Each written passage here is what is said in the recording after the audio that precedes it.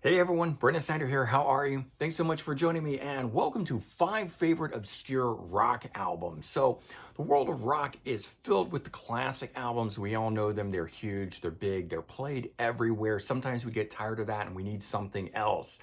But there's a lot of other albums that flew under the radar that didn't really get the love that they deserve and certainly never attained or scaled the heights of those classics. Not for lack of quality of music, though. So, for this episode, I'm going to be focusing on 5 favorite obscure rock albums that I think should have been huge. So, stick around for that. We'll get into it here in just a bit. But before we get started, if you're new to my channel and haven't already hit the subscribe button, please do. Also, leave a comment, hit like, all those things help support my channel. I would greatly appreciate it. And of course, as an added bonus, by turning on notifications, you're going to stay up to date on all that's going on in the world of rock, just like this with 5 favorite obscure rock albums.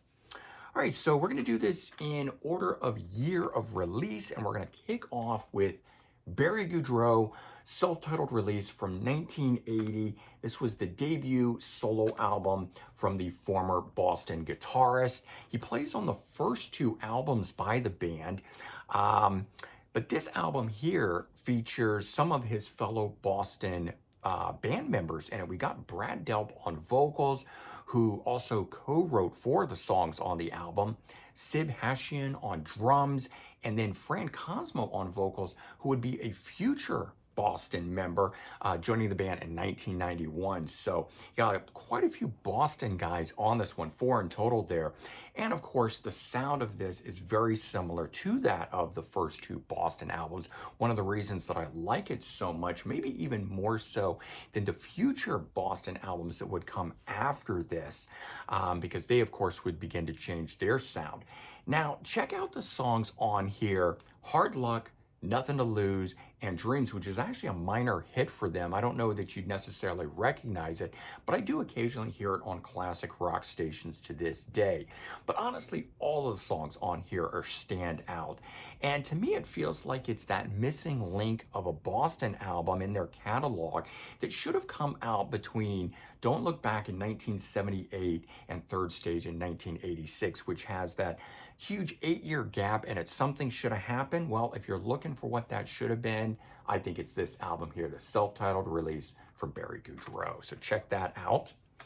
Okay, next one up is Stranger, self-titled 1982 release. This is the debut studio album from the band and only major label release. The band would continue until 1995 and release 3 more studio albums, all independently though, so they're very, very hard to track down. I wanted to give you guys a fighting chance at finding one of their albums, this one on Sony Records. So still a little bit pricey out there, but you can track that one down. They're a Florida-based rock band. Most of you guys know I grew up in Florida, so they're from the Tampa area where I grew up, which is really how I came to know them. And while the sound itself is very much rooted in the 80s, there's some killer grooves on this, amazing guitar, storytelling type lyrics the way Bruce Springsteen does it. Check out the songs Nobody's Full, which is got just a wicked groove to it. My Kind of Woman, which is a rocker, but also at the same time a beautiful love story. Rock and Roll You Baby, which is just a nice hard rock slab in and of itself, and Swamp Woman, which was their biggest hit. That was one that they always closed their shows with whenever I would see them. But again, the album as a whole is really, really good from start to finish on here. Now, none of the members in here would go on to do anything else, the way sometimes I try to tell you who it is that we're looking at or listening or things along those lines. But the singer Greg Billings would continue playing live and recording and doing things even to this day. He's very good friends with Brian Johnson of AC/DC. So Brian will oftentimes pop up on his solo albums, show up at his shows, which just adds a little bit of a claim to fame to the frontman and this band here. Certainly worth checking out regardless, and I hope you do. Okay, next up, Stan Bush, self-titled in 1983, his debut solo album from the former guitarist of the band Boulder, which is another band worth checking out. This got reissued on Wounded Bird, so if you want to check it out, Stan Bush comes from that band. But we're talking about the self-titled release. So this one here, um, Stan is probably best known for his song Touch, which came from the 1986 movie Transformers, the cartoon film of the time. Huge standout song, kind of the theme song to the movie. And it would also appear on his 1987 solo album, which was Stan Bush and Barrage. I still refer to it as a solo album, but it was also considered a band project.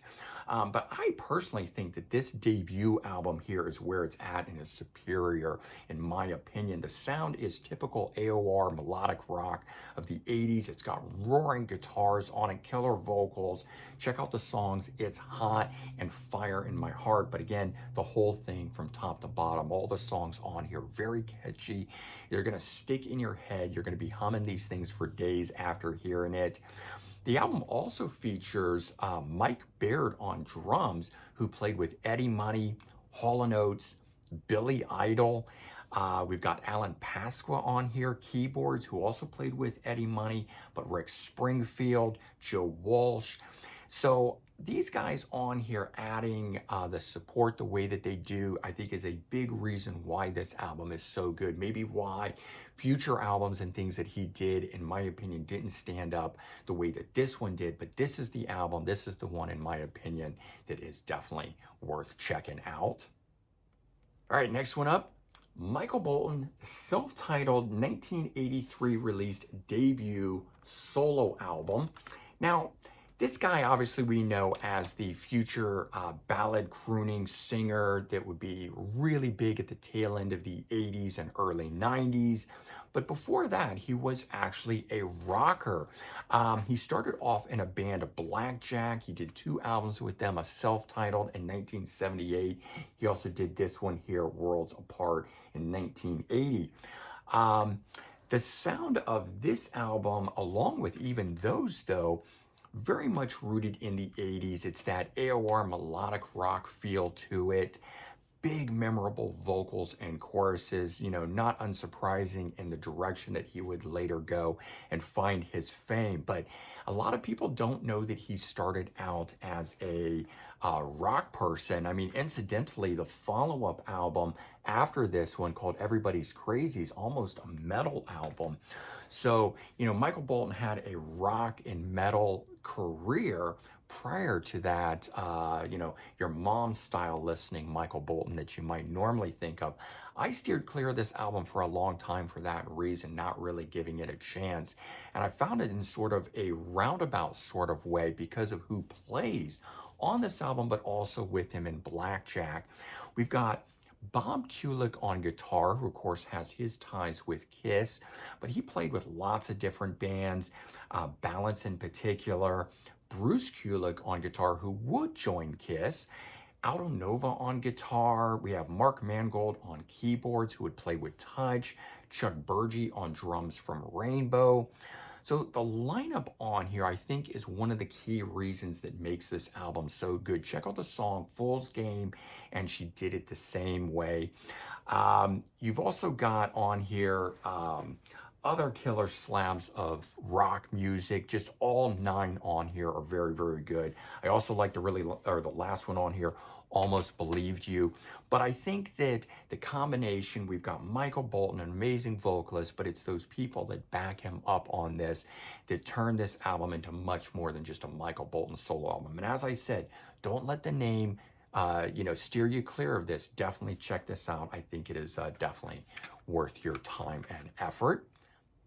And the last one we're going to talk about, Jolen Turner, Rescue You, debut solo album from the former Rainbow and eventual Deep Purple vocalist. Of course, he's also sung with Yngwie Malmsteen and done a number of other guest vocalist projects. But Joe sang for 3 of the Rainbow albums, Difficult to Cure in 1981, Straight Between the Eyes 1982, and my personal favorite, Bent Out of Shape 1983. And then he sang on 1 Deep Purple album, Slaves and Masters, in 1990. And while I like that album, it was much more sort of R&B and soulful sounding than other Deep Purple material. So not one of my all-time favorites, but of course with Jolen Turner's amazing vocals on there, I do go back to it often. The album, this one here, Rescue You, very much rooted in the 80s, less of that hard rock and metal sound from Rainbow, but no less powerful and good. Check out the songs Losing You, Young Hearts, and the title track Rescue You, which are amazing, slabs on this album here. The album, while being a solo album for Jolen Turner, the thing is, the band that backed him up essentially makes this like a super group. He could have given this a band name and maybe had an entire different direction with it due to who plays on this. We've got Alan Greenwood on keyboards, who played with Foreigner and then his own band Spies, and he really shines. He stands out on this album. We got Chuck Burgi on drums from Rainbow. And then we've got Bobby Mazzano on guitar from Stars, who also really stands out on this. But you take those three guys and you add in Jolen Turner, and the four of them together on this album make this a really, really amazing, great album. It's definitely worth your time and checking out. So there you go. 5 favorite obscure rock albums that I think are worth your time. These are albums that should have been huge and successful that weren't for whatever reason, right? You never know everything. There's always a story behind why some of these things flew under the radar when other ones didn't, but they did. Anyway, I want to bring these to your attention. If you already know about them, great. Let me know your thoughts. If you don't know about them, head out and check them out. I think you guys will be pleasantly surprised. All right, everyone, take care. Have a good one, and I'll talk to you soon. Bye-bye.